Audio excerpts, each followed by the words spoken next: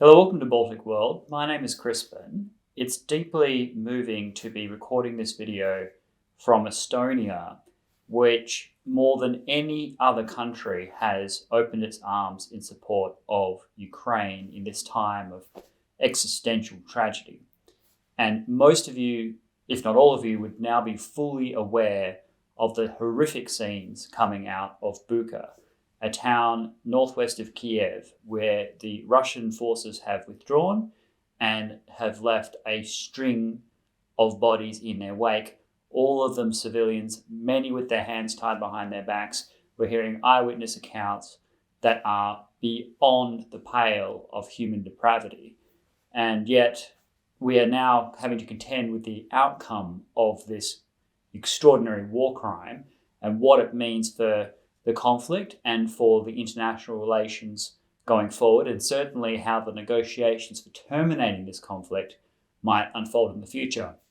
It also makes us deeply worried about Mariupol, a city that's the same size as Tallinn here in Estonia, which has been leveled by the Russian forces. And I shouldn't have been, but I am surprised to have seen this happen.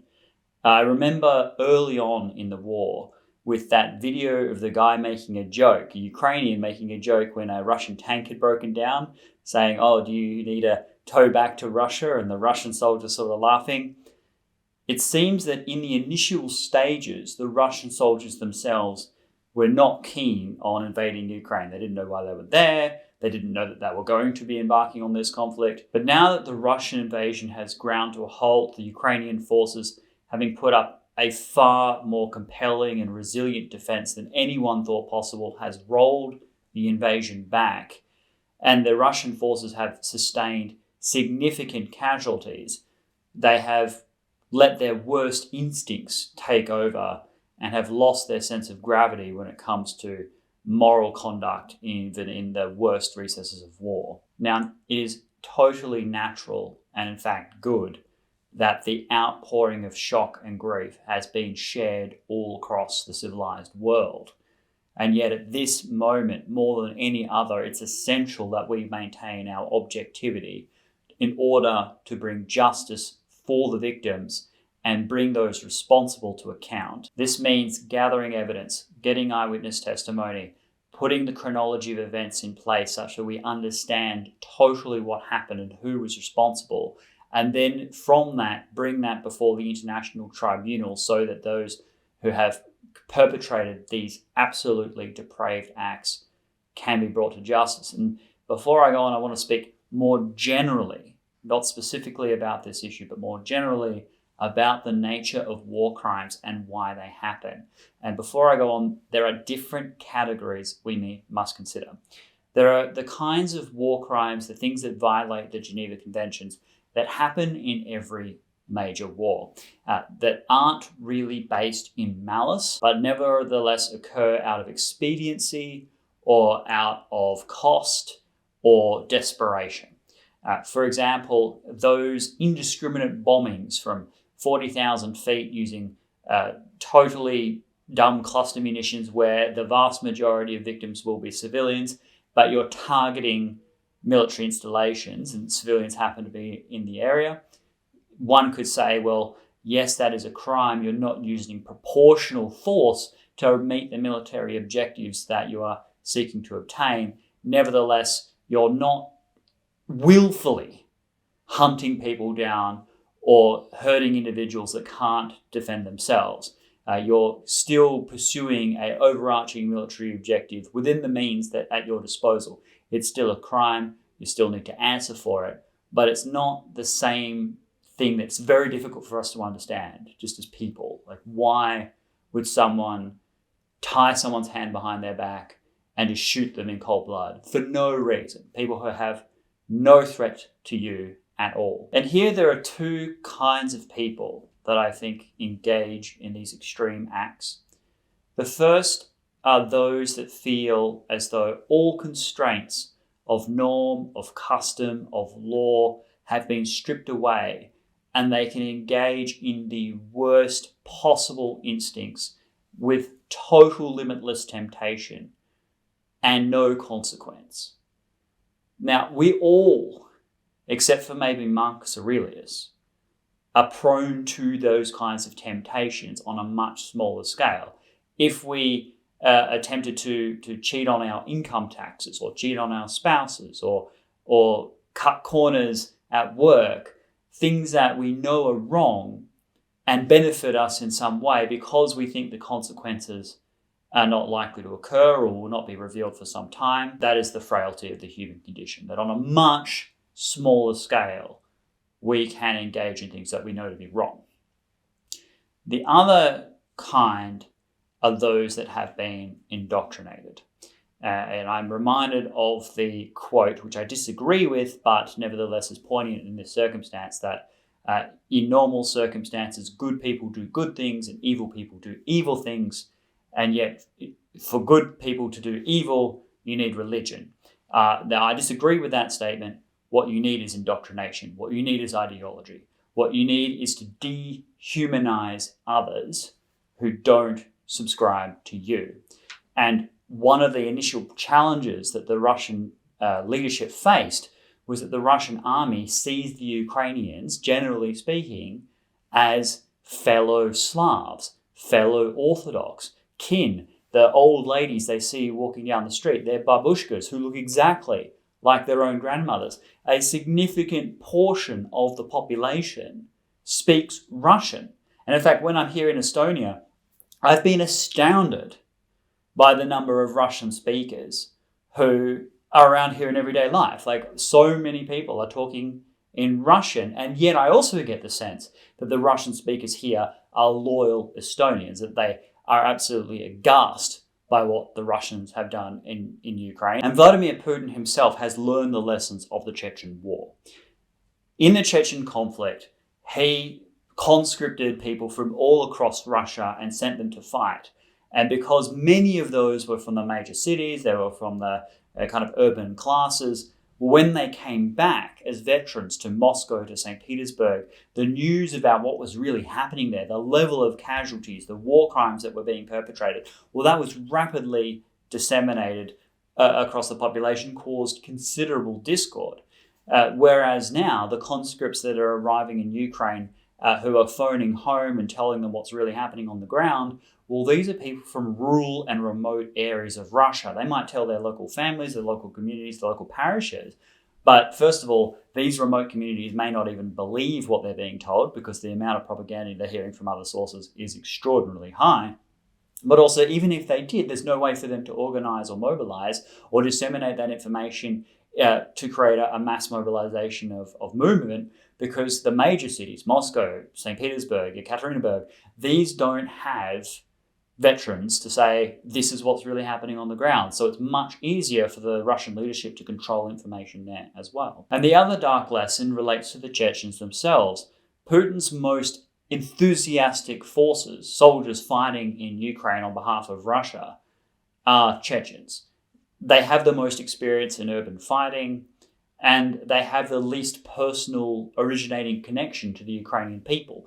They never believed that the Ukrainians were their kin and were quite happy to fight them in this urban environment using the most depraved tactics that they had already learned from the Chechen war. And that creates a great sense of unease, given what we have seen in Bucha, what we will find in Mariupol once that city is relieved from the siege. I am terribly frightened, is the right word, frightened at the kinds of things we are going to uncover from that city when the Russian forces are ultimately defeated, as I am convinced that they ultimately will be. The other issue is the political issue.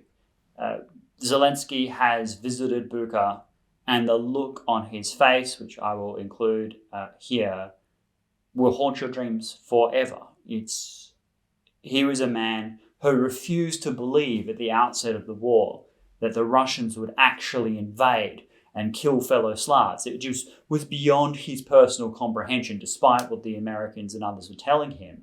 And while that can be a criticism of his leadership in that pre-war phase, it's also completely understandable if you're someone who believes in humanity, in the human condition, in human dignity, and shared history and culture, that you refuse to believe something like that. And so for him to lay witness to, before his eyes, what is happening here, I think it is a crisis for the entire Ukrainian Slavic Orthodox connection, which I know had run very deep. The black mark that this war will leave on Russia will last for generations. I have many Russian friends, and now I don't know what to tell them. Before this was going on, I would check in on them and say, look, I know the sanctions that are obviously hurting you, and they would share their burdens, their anguish. And how do I now speak to them with sympathy, right? Like, I know they're not responsible. I have nothing to do with them. They're ordinary Russian people. But this is Russia doing this, and the vast majority of Russians support the war and therefore share a burden of what the state is doing. My experience of the MH17 disaster is that the Russians are not going to hold anyone responsible or allow people to be brought to account in a transparent way. And because of this, people are entitled to assume that these atrocities are endorsed and in fact ordered by the Russian leadership, since they are not going to participate or support an international investigation. And thus, what does that leave the Ukrainian leadership? I mean, previously we might think, well, there could be a negotiated solution. The Ukrainians could promise to remain neutral. There should be, potentially some compromises on Crimea and perhaps, Russian military access to the Black Sea or whatever it happens to be, to stop the killing, to stop the violence, to withdraw the Russian forces. But if you've just stood there, hundreds of people have been summarily executed for no reason other than being Ukrainian, how do you come to an honourable peace that doesn't involve the wholesale destruction of the Russian armed forces? But you can't just say, oh yes, we'll make a deal, right? We'll be friends going forward. We'll get over this trauma in 5-10 years. We'll rebuild Ukraine. We'll come back better and stronger. No, it's impossible to have those kinds of dialogues. So I'm really concerned about what this means for the war itself, because there is no off-ramp anymore.